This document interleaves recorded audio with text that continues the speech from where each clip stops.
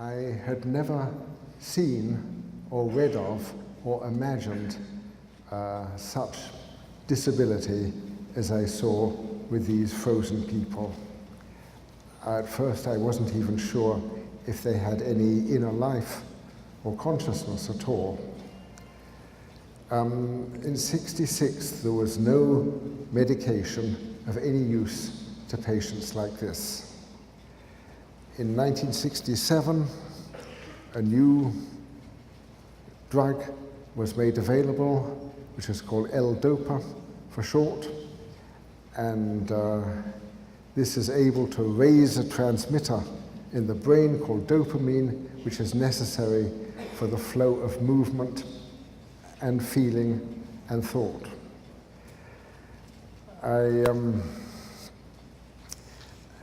I immediately wanted to try it. L-DOPA was very useful for people with ordinary Parkinson's disease. It had never been tried with these profoundly disabled, almost catatonic patients, such as I have encountered.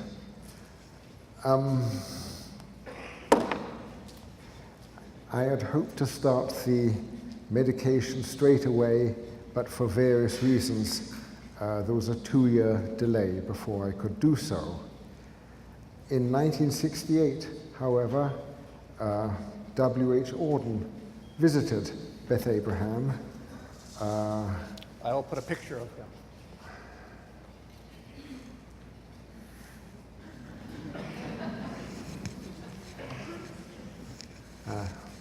Trust me, it's W.H.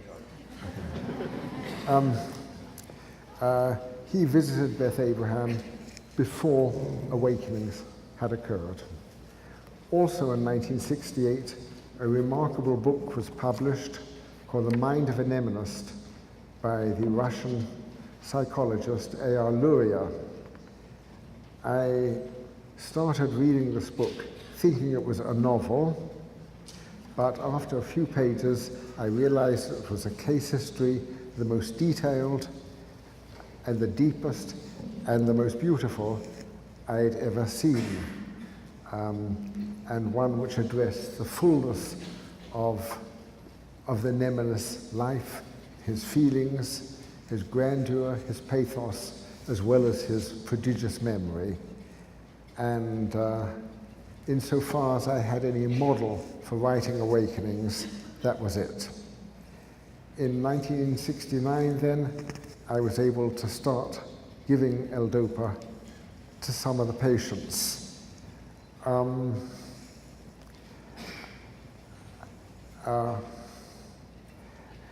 I kept very full notes, and I gave patients notebooks saying they should be free to keep full notes.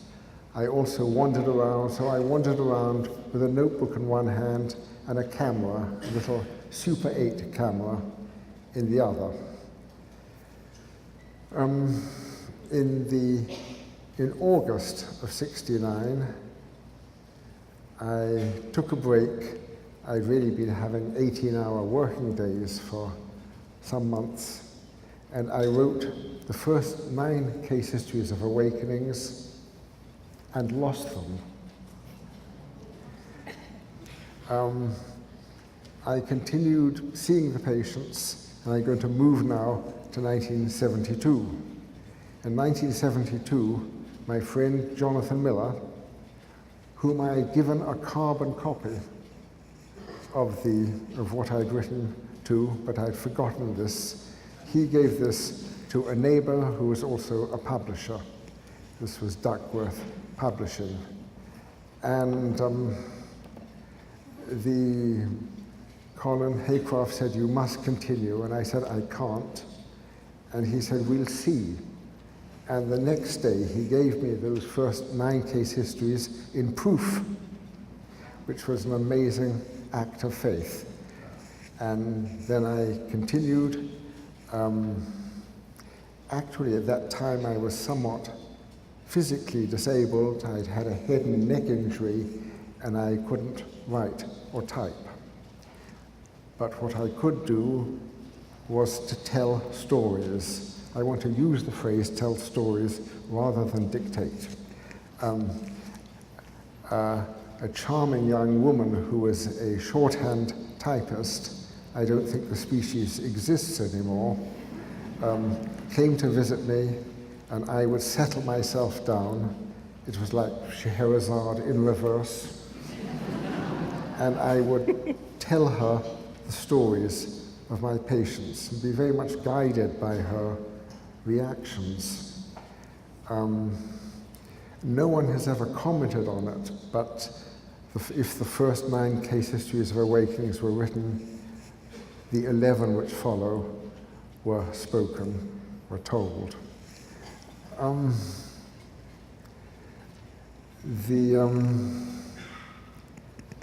can't read my own writing.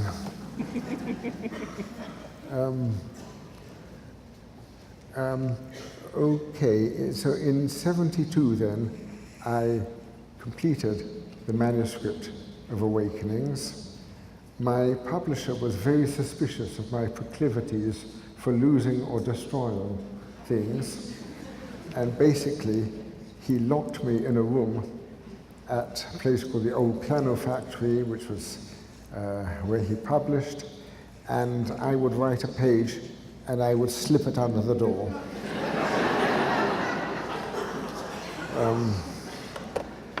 I'm not sure whether Xerox existed at that time. Maybe it did.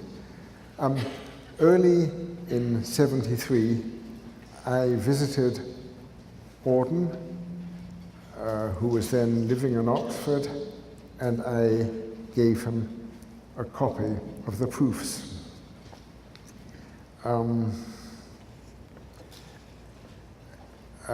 He wrote to me a couple of days later.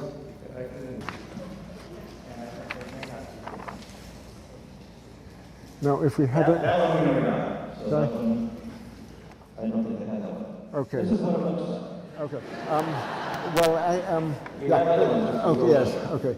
In the old days, one had a transparency projector, and one didn't get screwed up like this.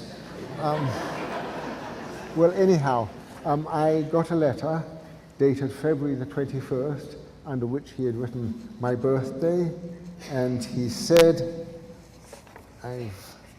his handwriting wasn't of the best, but he said, Gloria.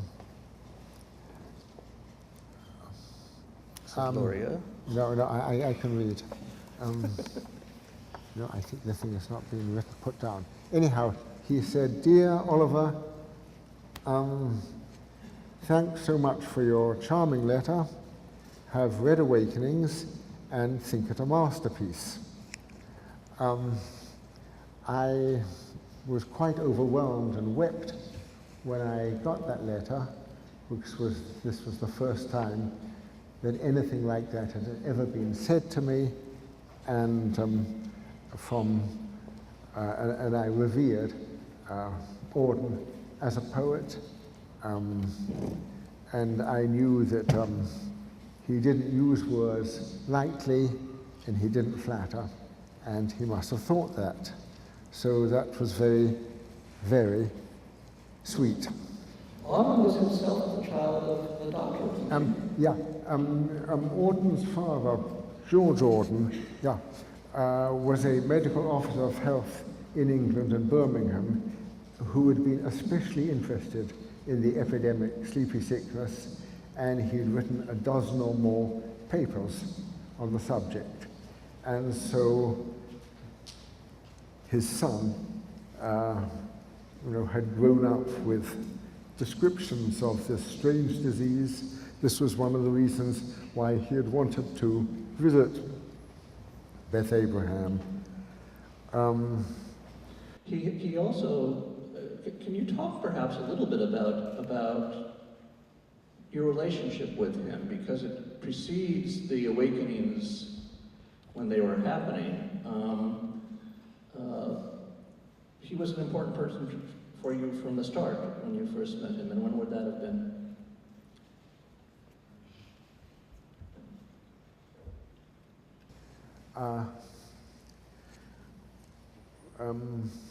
Well, of course, I had read a lot of Auden, and Auden was professor of poetry in Oxford in '55 and would hold open house at a cafe there, but I was always too shy to go there.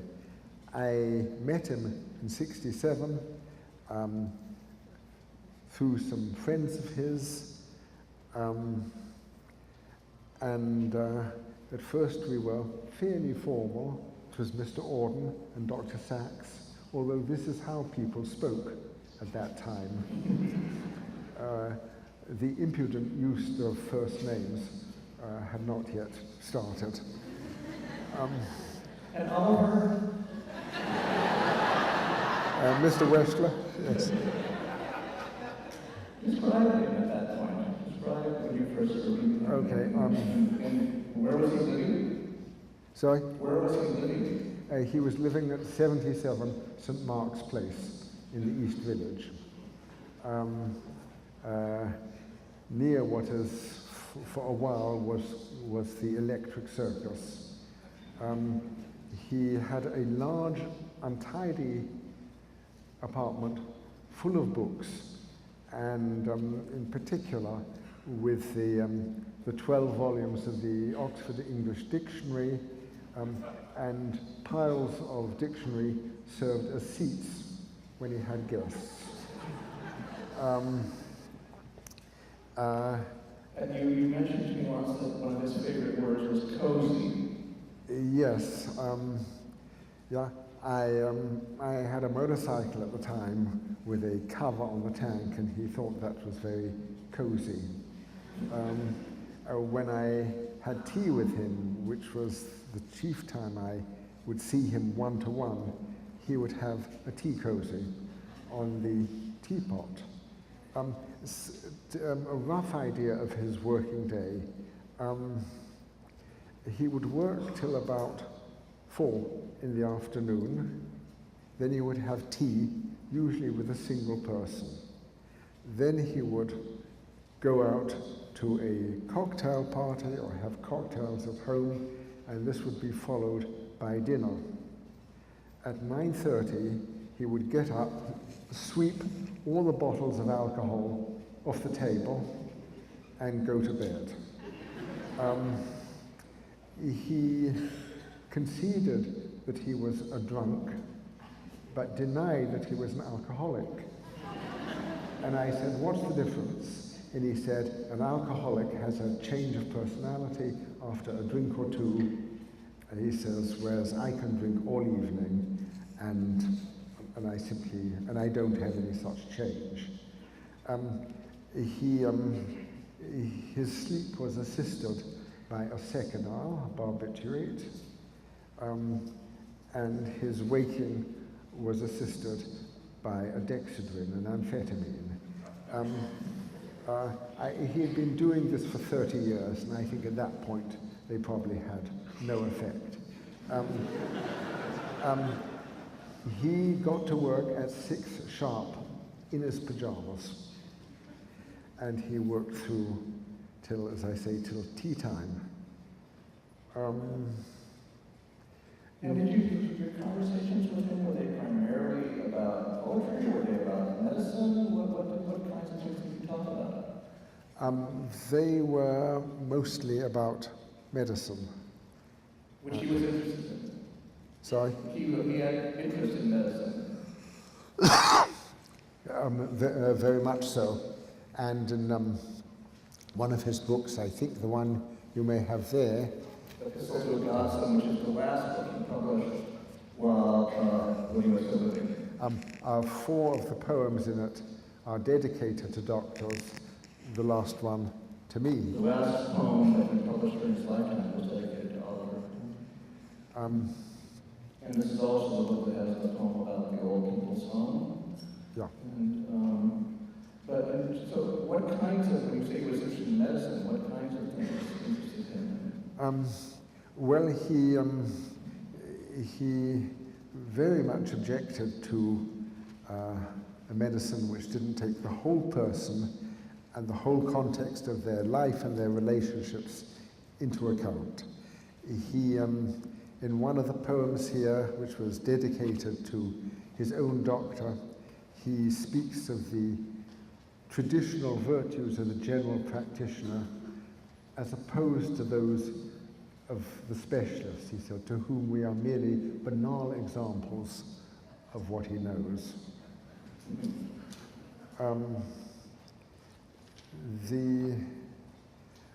Incidentally, despite very heavy drinking, a lifetime of heavy drinking and heavy smoking, Auden had never had any major illnesses, and a mere cold or a headache would not stop him working. On one occasion, he had an attack of vertigo, and that stopped him for a day. Actually, can I read a little bit of The Art of Healing, which is his poem to his doctor, Dr. Protet, in memory of his doctor. Most patients believe dying is something they do, not their physician, that white-coated sage, never to be imagined naked or married. Begotten by one, I should know better. Healing, Papa would say, is not a science, but the intuitive art of wooing nature. Plants, beasts may react according to the common whim of their species, but all humans have prejudices of their own, which can't be foreseen. To some, ill health is a way to be important. Others are stoics. A few fanatics who won't feel happy until they are cut open. That's all his father talking to him. Warned by him to shun the sadist, the nod crafty, and the fee conscious, I knew when we met I had found a consultant who thought as he did. Yourself a victim of medical engineers and their arrogance, he's addressing Dr. Protet. Yourself a victim of medical engineers and their arrogance when they atom bombed your sick pituitary and overkilled it. Every sickness is a musical problem, so said Novalis, and every cure a musical solution. You knew that also. And he goes on from there. I remember seeing a letter that he sent you with that same phrase, and you use it.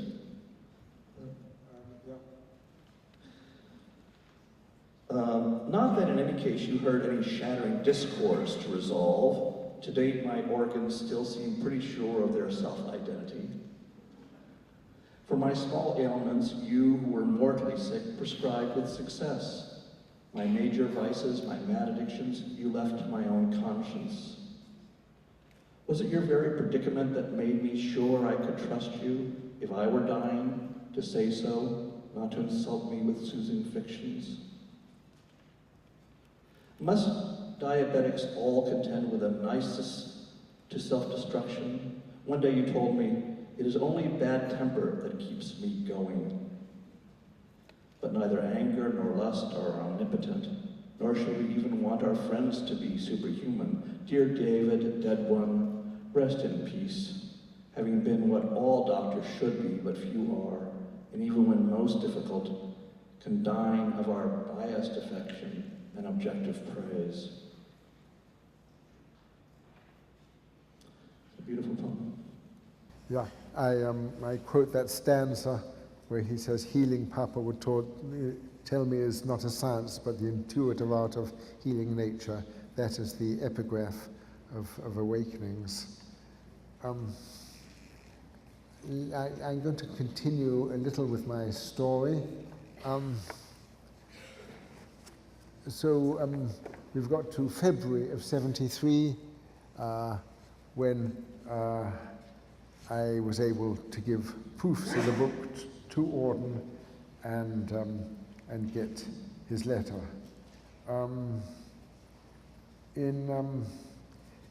Towards the end of June, Awakenings was published. My publisher wanted to have something in the newspapers and put off the publishing, but I was having my 40th birthday on the 9th of July, and I wanted Awakenings to be out before that. On that same publication day, there was an issue of a journal, a magazine called The Listener, which is now long defunct. And in that, I wrote an essay review of Luria. Another book of his, The Man with the Shattered World, had been published a few months before, but I also expanded and dealt with the whole of Luria's oeuvre. Incidentally, that's a word I hate. Well, there's nothing we'll quite do, but it sort of sounds like vomiting, or possibly the plural of eggs.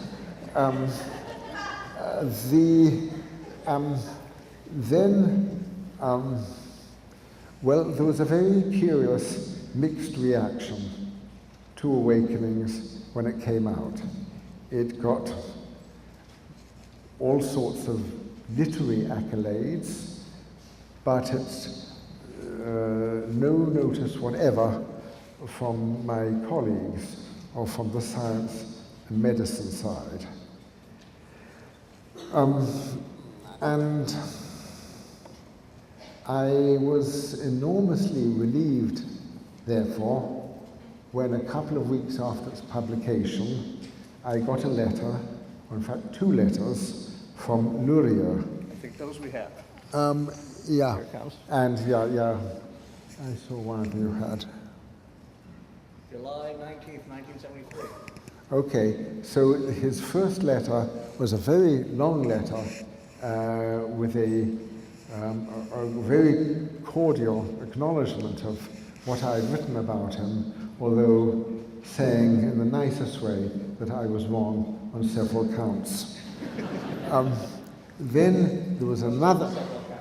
Then there was another letter from him, July 25th, 1973. right, when he says, "My dear Dr. Sachs, I received Awakenings and have read it at once with great delight. I was ever conscious and sure that a good clinical description of cases plays a leading role in medicine, especially in neurology and psychiatry.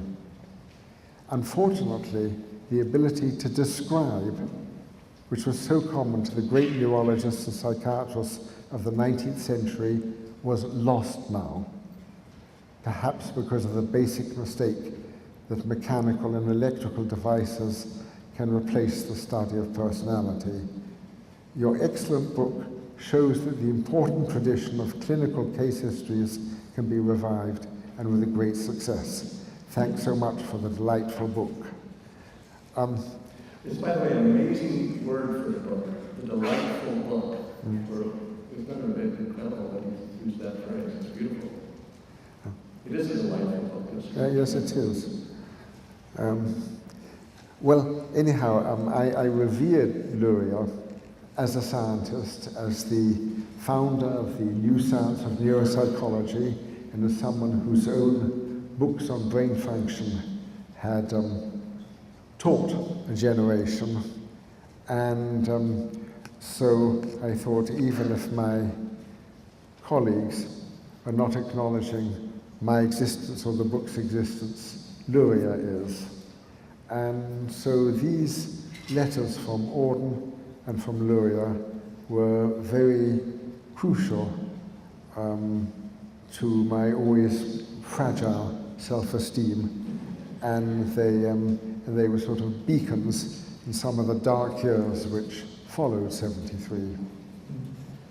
Were they also their 2 examples? They inform your experience of the Awakenings patients as they were happening? You had read Luria before. You were... Sorry, I think I find you too loud.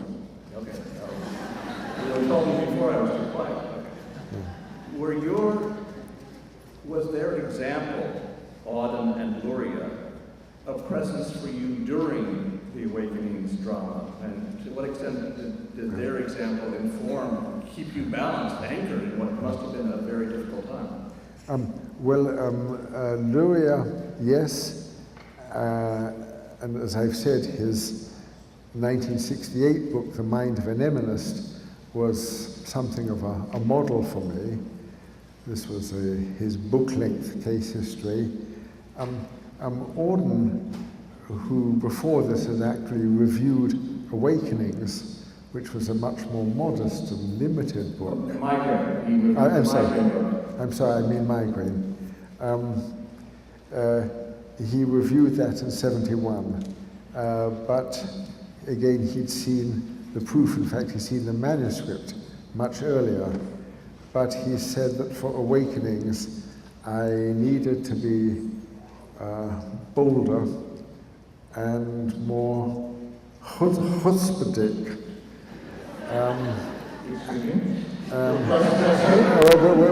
Which is the Icelandic for being adventurous and venturing out and going into realms of poetry or philosophy or whatever, which may seem to be outside medicine. He thought I would have to use a much larger canvas. It's interesting, he himself had famously written his book, The Letters from Iceland, and in more recent years you have been going to Iceland yourself a good deal as well. I think one of the most charming books which Auden and McNeice wrote were the Letters from Iceland. He spent 3 months there, mostly on pony back and camping out, and I think in 36 he made another visit to Iceland, which is in later poems in 58. I love Iceland. I went, I've been there 4 times now. I was there last Christmas and New Year, and I'll be there for this Christmas and New Year, and I love the pagan festivities. There is a veneer of Christianity, and the history of this is interesting. Incidentally, because Icelandic has not changed, everyone can read what was written 800 years ago or whatever. But in the year 1000, or possibly later 999, there was an incursion of monks and troops from Ireland determined to force Christianity on the Icelandic. And the Icelandic said, don't get so excited, keep cool, we'll put it to the vote. Iceland was the first country in the world to have a parliament, which goes back to the 9th century. And they came back the next day and they said, we've had a vote, and yes, we agreed to become Christian. So this was the most painless, but also the most meaningless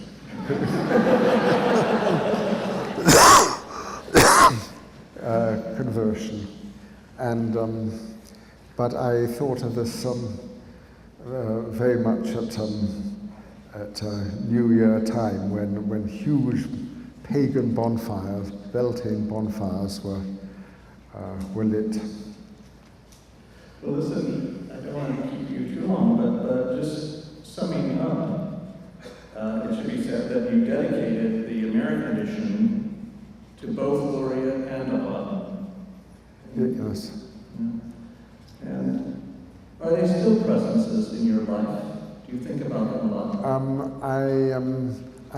I do. All the people who've been important to me but have died are retained as presences and almost voices. So I want to ask Luria to tell him about a patient I've seen and say, well, what do you think? Obviously I've kept all their letters. Auden gave orders that his correspondence should be destroyed, but no one obeyed him.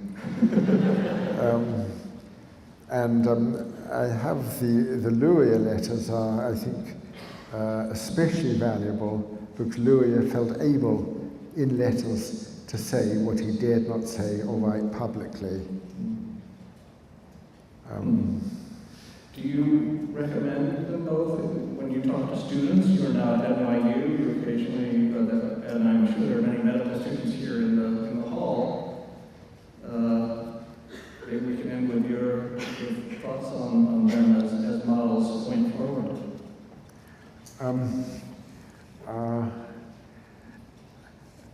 first, I think it tremendously important to look at great papers and books from the past. Certainly for myself, I was inspired, as I think Luria was, by 19th century case histories, which had a detail and a beauty which had largely vanished. But beside these case histories, Luria devised a whole method for examining brain functions and mental functions. By the way, you people up there, I'm afraid I haven't attended to you much. This is partly because I'm facing this way, but also because I'm blind in the right eye and I can see nothing to the right of my nose. But I know you're there, and I didn't mean to cut you, and I hope you believe that. Yes, I recommend Luria strongly, as well as many other classics.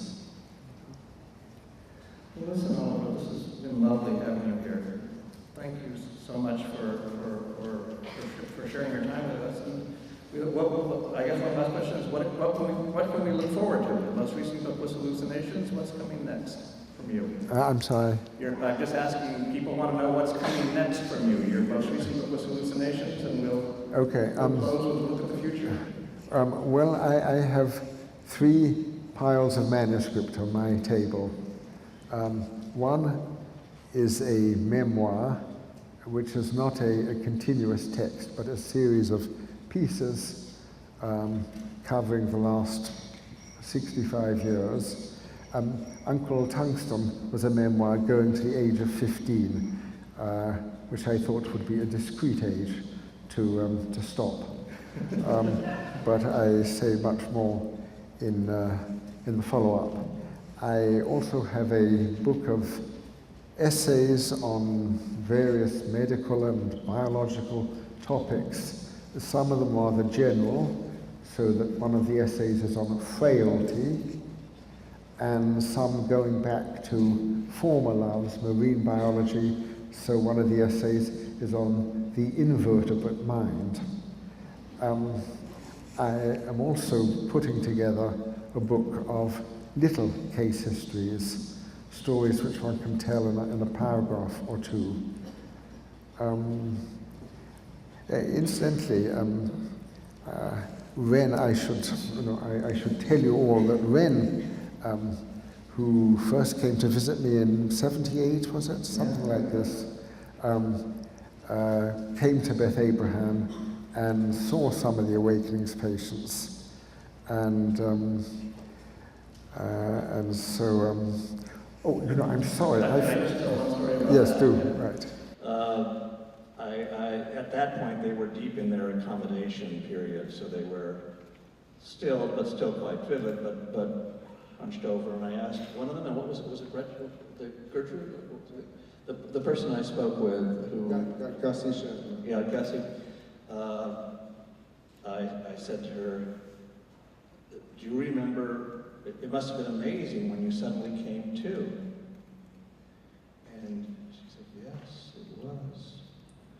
And I said, do you remember what it was like? And she said, yes, I do.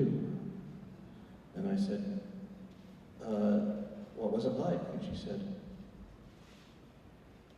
suddenly I was talking.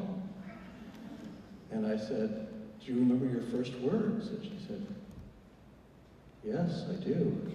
And I said, what were your first words after having not spoken for 40 years? I said, ooh, I'm talking.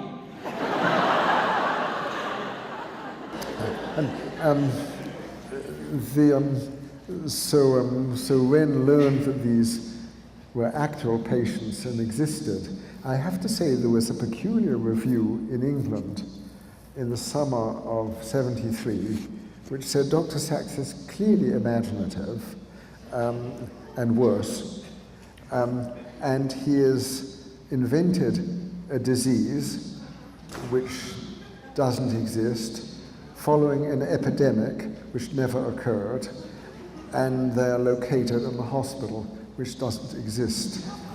And I was sort of miffed by this, I mentioned it to some of the patients. The patients, I should say, were very conscious of having been dropped out of society and ignored and been unpersons for decades. They strongly said, "Tell our story, or it'll never be known." And when I mentioned what this critic had said, they said, "Show us, film us, or it'll never be believed." And it was at that time then, in '72, that I got in touch with a documentary filmmaker with Yorkshire Television, and he had first visited the patients and they got on well together, and a very beautiful documentary was made, partly with their filming and partly from some of the little Super 8 films which I had used, though there was a whole box of further Super 8 films which was used here. Anyway, well, listen, thank you very, very much, and we're looking forward to your next 3 books. Hurry up. Thank you.